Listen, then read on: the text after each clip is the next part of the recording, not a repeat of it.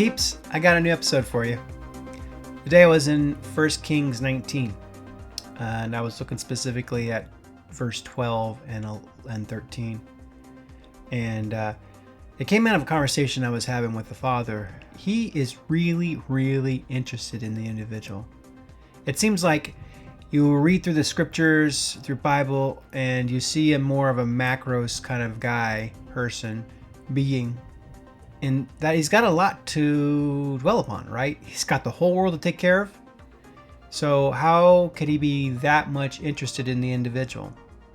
Of course, we read about people like Joseph and David and Isaiah and Ezekiel and disciples, all those individuals that we read stories and we think, well, they were special people, right? I mean, they were unique. They were called by him, and they were called to do these massive, awesome miracles and signs and wonders and do mighty feats in the earth, right? So how can I be like them? I'm just somebody in the mass of people on the face of the earth, one of 8 billion plus people. So is he really interested in me? Is he really interested in the individual? Well, of course the answer is yes. But if you're like me, you have those days where you just feel like there's nothing important or valuable about yourself, and the days just comes and goes, and you feel like you're just one of many on the treadmill of life. And today was one of those days, struggling not so much about having importance or purpose, but more of the place of value, right? How am I valued in the earth? How am I valued in I think heaven? Of the book of Numbers, and I'll come back to Kings in just a minute, but in the book of Numbers, something I learned about the book is it's in Hebrew, in the Torah. Numbers is the word that you would hear for wilderness. And there's a whole article, and I'll put a link to the article. It's really, really good, about the rabbinical teaching or understanding of what Numbers really was. And of course, if you've read the book of Numbers, you know that it's a long list of taking a census of the people. You get kind of bogged down in, this clan and of this family and of this tribe, and it starts to get really monotonous and like, come on, can we get to the book already? But I came to discover Numbers is about not just a census, but the heart of the Father for the individual. That the way they teach Numbers in the Hebraic community is that Yahweh made Moses take a census in order for the people to be counted, not so that they could be numbered as warriors or to find the power and strength of the people as a whole, but to highlight the individual, highlight the family, the small groups, all the way down to the individual. So to be counted means that Yahweh is interested in even the individual person, the child, right? Do you recall Christ says that Yahweh even knows the number of hairs on your head? We kind of pass through that passage when we hear it, and we think, yeah, I know it's in the Bible, but do I really believe it? He basically was bringing me to this place of understanding, I really am interested in the individual. I'm really interested in you. I'm really interested in knowing you and building a relationship with you. I'm really interested in an intimate connection with you. So he brought me to 1 Kings 19. And this is the area, this is the place in the story of Elijah where he's just had the Mount Carmel experience, right? And he's basically won the contest with the prophets of Baal. And everybody is like, we're going to side with Yahweh and Elijah. Then he gets word that Jezebel is after him. So he starts getting all down in the mouth, and he hightails it out of there. And he heads out to the wilderness. And eventually he comes to his cave in the wilderness, and he's moping and groaning in there, complaining about the whole situation. And then Father says, gird yourself up, stand up, come out. I'm going to talk to you. I'm going to meet with you. And so as the story goes, there is a great mighty wind, and the wind tears through the mountain. He's in this cave and rips and sunders the mountain apart. And then it says, but he was not in the wind. Then there was a mighty earthquake, but he was not in the earthquake. And then there was a fire that burned through the mountain, but he was not in the fire. And then finally it says that then there was a small, still voice. And then at that point, Elijah's like, I'm going to stand up and go out because this is him. And he comes out and Father speaks to him. You see, we think Yahweh is all about the mighty works and signs, and he does that stuff. It's an outflow of who he is. He is the one of miracles, of the impossible. But that's just an outflow. That's an exhibit of his might and power.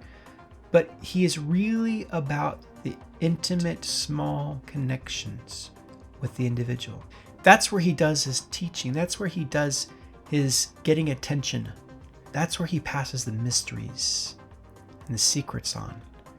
When he's in the intimate, small, face-to-face encounter with one person, with the individual, with you, with me. It's not in the wind, it's not in the fire, it's not in the earthquake that he meets us. We kind of ask, Father, will you do a miracle? Would you do something mighty and to fix this situation, to change me, to save me, to heal me, to deliver me? And he's not saying no to those things. But those are secondary. Those are outflows of a relationship found in the small, still voice. And the small, still voice isn't just we get this idea that it's got to be this little whisper or, this internal dialogue, and sometimes it is. But remember, the voice, our voice, is just one way of communicating. The small, still voice is a metaphor of how he communicates. In small, still voices through sound, emotion, color, light, energy, through just the little tiny things, breadcrumbs you find along the day that he speaks to you. And it does include the internal voice, but it's not just that. There's 1,001 ways he speaks in a small, still voice. The idea is that his voice is light. So light can manifest in a lot of different ways, not just in the sound we hear with our ears, but we can feel in our intuition, our emotions. We can see it with our eyes. And he does. Signs and wonders in the earth. Not just dramatic things, but tiny little things. I got a friend of mine that gets all sorts of these tiny, small, still voices from the Father through objects he sees throughout the day. Mundane little things on the ground that you would just pass by and say it's just trash. For him, he looks down and like, Father's speaking to me. And you're like, but it's just a toothpick. But to him, it's a massive, small, still voice. It's a loud, small, still voice. And when those little, small, still voices are compounded throughout the day, you get a picture of Father speaking to you in many ways. It magnifies his voice through the day. These are the little individual, heart-to-heart speakings, sayings, revealings of his heart towards you. If you're not paying attention, you'll miss a lot of them, and we probably do. It takes an effort to turn your heart and your mind and your eyes towards the Father to actually see these things. And he speaks clearly, very loudly sometimes, in the signs, in the symbols in the earth, in the small, still voices that surround us throughout our day. But he is speaking, and sometimes we miss it because of the overabundant stimuli that we surround ourselves with. Doesn't mean he's not interested. And I think that's part of the problem why we wonder, does he talk to me? Yeah, every day, thousands of times. He talks to you. He talks to me. He has not ever stopped talking since you came out of the womb. He is constantly reverberating his heart towards you. He's leaning in. He's whispering his kisses into your ears. He's revealing his heart face to face. If you'll see, if you open your eyes, if your ears are open to hear and your eyes open to see, you'll hear him speaking. He's constantly desiring you. He has never stopped desiring you, and he has never stopped speaking to you. This is the being who breathed you into existence and continues to suspend your life in animation with his breath, to pour out his love and to give of himself. He's faithfully loyal to you, to see you come to him and to spend time with him and to lean into him and become part of his house, part of his family, part of who he is. So his desire for us has never ceased, and his reaching out to us is in the still small voices, sounds, and feelings, and he's constantly reverberating towards us. He's very interested in you, very interested in me, and he is giving everything he can to bring us into that revelation, to reveal that dawning upon our hearts and our minds, so that we can wake up to it and turn into it and hear him speak throughout the day. We wonder sometimes whether we should go this way or we go that way, or we should stand still, and we cause ourselves such worry and concern about it, when really we just need to sit, be still, gird ourselves up, and lean into him,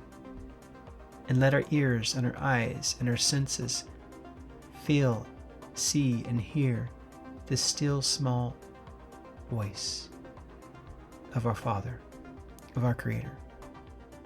He's speaking right now, even while I'm talking to you. His message is reverberating in your body, vibrating in your cells. His voice surrounds you. It's a blanket. It's a covering. Will you hear it? Will you listen to it? We have to choose. We have to choose to turn off the external stimuli of thought, of activity, and to be still and listen to that small, still voice. He loves you. He's deeply devoted to you.